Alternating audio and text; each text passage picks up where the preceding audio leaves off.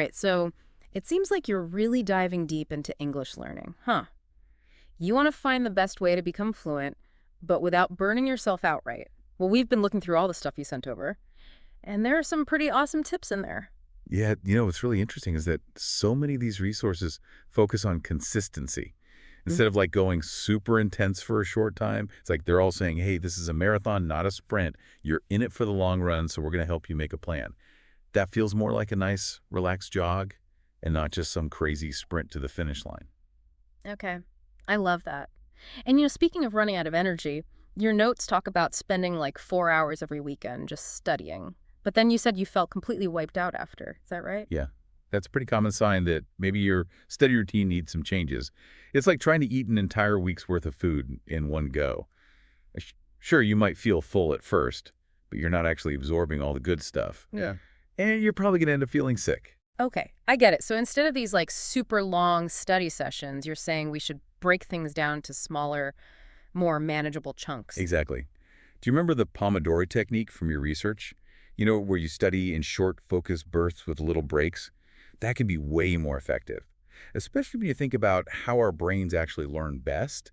It's all about giving your brain time to process everything, not just overloading it with too much information at once. That makes sense.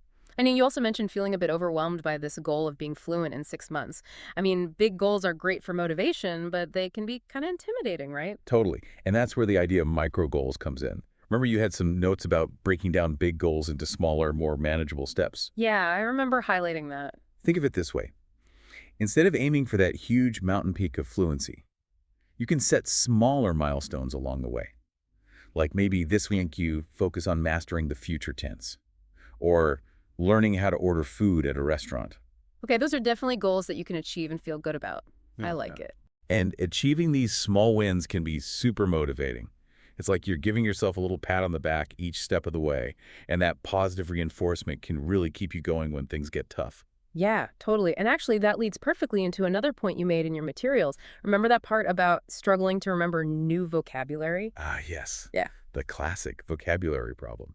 I see you were interested in this idea of spaced repetition. I was. It sounded really cool, but I'm not sure I fully understood how it actually works. Could you maybe explain it a bit more? Sure. It's based on the idea that our brains are more likely to remember something if we review it at longer and longer intervals. It's kind of like setting reminders for yourself right before you forget something. And the best part is there are apps like Anki and Quizlet that can do this for you. They schedule your review sessions based on how well you remember each word or phrase. That's so cool.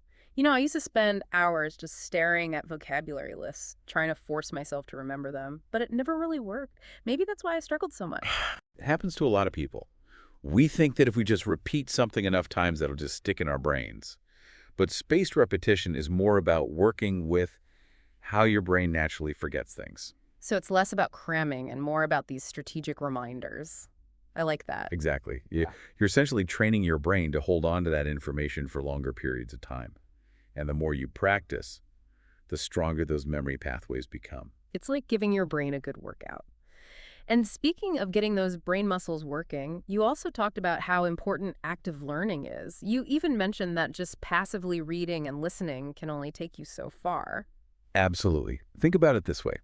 Imagine you're trying to learn to play a musical instrument. Would you just sit there and listen to someone else play, Yeah. hoping you'll just magically absorb the skills? Oh, definitely not. You'd want to get your hands on the instrument and start practicing, right? Exactly. And it's the same with learning a language. You have to actually engage with the material use to make mistakes and learn from them. That's how you really make it a part of you. So it's not enough to just read textbooks and hope for the best. You have to actively use the language in a way that's meaningful and interesting to you. Exactly. And there's so many ways to do that. You could try writing stories using new vocabulary, or role-playing conversations with a language partner, or even just talking to yourself in English. Talking to myself, huh? I might have to try that one when no one's around. More people do it than you think. And it can be surprisingly effective. Yeah, I can see how that would help you get more comfortable with the sounds of the language. Now, you also said it's not just about learning individual words, it's about learning how to actually use them in context. And this is where your travel guide comes in, right? It does. Remember how you highlighted learning phrases and sentences instead of just single words? Yes. It was like you said, it's like having all the ingredients for a great meal, but not knowing how to cook them. Exactly. You might know what a tomato, onion, and garlic are, but that doesn't mean you can automatically make a delicious pasta sauce. You need to learn how those ingredients work together, how to chop them, how to sauté them, how to season them. So it's not just about knowing what appointment or hungry means. It's about knowing how to say, I have an appointment at 3 p.m. or I'm starving, let's grab some lunch. Perfect examples. Learning phrases and sentences gives you the tools to actually communicate in real situations. It's like having pre-made building blocks for conversations instead of trying to build them from scratch every time. And that can make a huge difference, Yeah. especially when you're feeling nervous or unsure of yourself. Okay, so let me make sure I've got this right. We talked about skipping those long study sessions and instead focusing on shorter, more focused bursts. We discussed setting smaller goals and using spaced repetition to remember vocabulary. And we explored how powerful active learning is and learning phrases in context. What else is there? Well, there's one more really important thing we need to talk about, and that's burnout. You know those notes you had about feeling overwhelmed and sometimes even dreading your study time? Oh, yeah, I definitely remember that. Burnout is something I've struggled with before. Not just with language learning, but with other things too. It's a challenge for everyone. And it's especially important to be aware of burnout when you're tackling something as difficult as learning a new language. So how do we avoid hitting that wall? Well, the first step is recognizing the warning signs. Feeling constantly drained, lacking motivation, or even dreading your study sessions. Those are all red flags. It's like our bodies and minds are telling us, hey, we need a break. Exactly. And it's super important to listen to those signals. Taking breaks isn't a sign of weakness. It's actually a smart way to make sure you can keep going in the long run. It's like that marathon analogy again. You wouldn't run 26 miles without stopping to rest and get some energy, right? Right. You need to pace yourself, listen to your body, and take breaks when you need them. And sometimes you might even need to adjust your route or your training plan. Okay, so adjusting our route when it comes to language learning, what does that actually look like? Well, it could be a few things, like switching up the materials you're using, trying a different way of learning, Yeah. or even just taking a couple days off to recharge. Yeah, and sometimes it might even mean finding ways to make it more fun. Remember that story about the listener who was totally burned out until they started watching comedy shows in English? Oh yeah, that's a perfect example. It shows how finding ways to enjoy the learning process can make a big difference. It reminds us that language learning doesn't have to be all about textbooks and grammar rules. Exactly. You know, you mentioned in your notes that you love listening to music. Have you thought about adding some English music to your routine? I have. I actually made a playlist of some catchy English songs, and I've been listening to it while I walk or do chores around the house. It's a fun way to learn new words and get used to the rhythm of spoken English. That's awesome. It's like you're learning without even realizing it. You know, you also mentioned being a big movie fan. I am. I think watching movies and TV shows in English, even with subtitles, can be a really great way to learn. It's like you're seeing how the language is actually used in different situations. And it exposes you to different accents and dialects, which can be super helpful for understanding different people when they speak. For sure. And you can even make it a social thing by watching with friends or family and talking about what you're learning. Turning study time into movie night. I love that idea. And speaking of things we enjoy, you mentioned liking to read in your free time. Yeah, I do. I've been making an effort to read more English books lately. I started with some graphic novels and short stories, and now I'm trying to read longer novels. That's great. Starting with easier and more enjoyable material can definitely help you stay motivated. What kind of books are you reading right now? Well, lately I've been really into mysteries.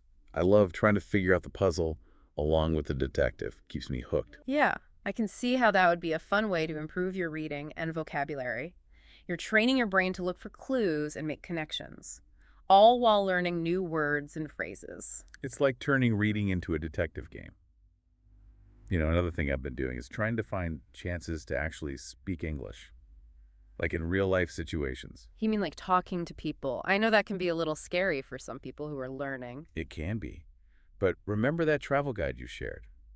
You highlighted the part about practicing basic phrases, like for ordering food, asking for directions, and making small talk. Right. You're saying that even those little interactions can be good opportunities to practice speaking. Exactly. And you know what? Most people are really patient and understanding. When they realize you're learning English, they're usually happy to help and encourage you. That's good to hear. And it reminds me of something else you mentioned in your materials. You talked about how important it is to celebrate even the small victories along the way. Oh, absolutely. It's so easy to focus on the big goal of being fluent. that we forget to acknowledge all the little steps we take to get there. Yeah, like mastering a tricky grammar rule, or remembering a new word, or even just successfully ordering a coffee in English. Exactly. Those small wins are worth celebrating. They show that you're making progress. And they can give you a boost of motivation when you're feeling discouraged. It's like giving yourself a high five for every step you take, no matter how small. Exactly. And all those high fives add up over time. They do. And, celebrating those small wins can also help you change your mindset from one of frustration to one of achievement. Right. It's like you're changing the journey from a difficult climb to a series of enjoyable hikes. You're still working towards the same goal, but you're enjoying the scenery and the small wins along the way. I love that. And it connects perfectly with that marathon, not a sprint idea we talked about earlier. It does. It's about finding joy in the process, appreciating the journey, and celebrating every milestone, no matter how And that brings us to a really important point that you made in your notes. You were saying how easy it can be to compare ourselves to other language learners and then feel bad when we see them progressing faster than us. Yeah, it's something we all do naturally. We have that little voice in our head saying, why am I not as good as them? But comparing yourself to others is like comparing apples and oranges. Everyone learns at their own pace, and everyone has their own strengths and weaknesses. Exactly. And you know what? Focusing on other people's progress can actually distract you from your own journey. It's like trying to run a race while constantly looking over your shoulder at the other runners. You're not focused on your own lane, and you're not giving yourself the chance to do your best. So instead of worrying about what everyone else is doing, we should focus on our own progress and celebrate our own achievements. Exactly.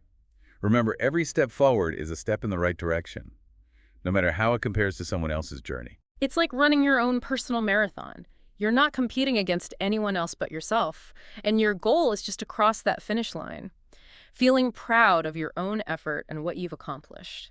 And you know what? Even if you stumble or have to take a detour along the way, that's okay. It's all part of learning. It's like those scenic detours you take sometimes on a road trip.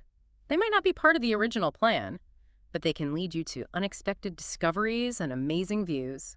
I love that analogy. And sometimes those detours can even make you appreciate the main route even more when you finally get back on track. So it's not about being perfect or comparing ourselves to others. It's about embracing the journey, learning from our mistakes, and celebrating every step forward. Exactly. And that brings us back to what we've been talking about today. We've talked about finding balance in your study routine, setting realistic goals, and using effective learning strategies. We have. We've discussed how important it is to avoid burnout, find ways to enjoy the process, and celebrate all those little victories along the way. And we've really emphasized focusing on your own progress and not getting caught up in comparing yourself to others. It sounds like you're off to a really good start with all this material you've found. And with these strategies, you're definitely on the right track to reaching your language goals. Yeah, and remember, this whole thing is a journey. It's not just about the destination. And just like any good journey, there will be ups and downs, twists and turns, times when you feel super excited and times when you feel exhausted. But the important thing is to just keep moving forward, one step at a time, and try to enjoy the ride. And never underestimate how powerful those little steps can be. They might not seem like much on their own, but they're what build up to fluency. So as we finish up this deep dive, we want to leave you with a little challenge. What's one specific thing you can do today to put one of these strategies into action? Maybe it's taking just 15 minutes to try out the Pomodoro technique, or adding a few English songs to your playlist, or maybe it's just giving yourself permission to take a break when you need it. Whatever it is, make it something small that feels achievable and enjoyable. Because remember, each step you take, no matter how small, brings you closer to your goal. And we're sure that with your dedication and these strategies, you'll be speaking English confidently and fluently before you know it. Happy learning! We're excited to hear about your progress.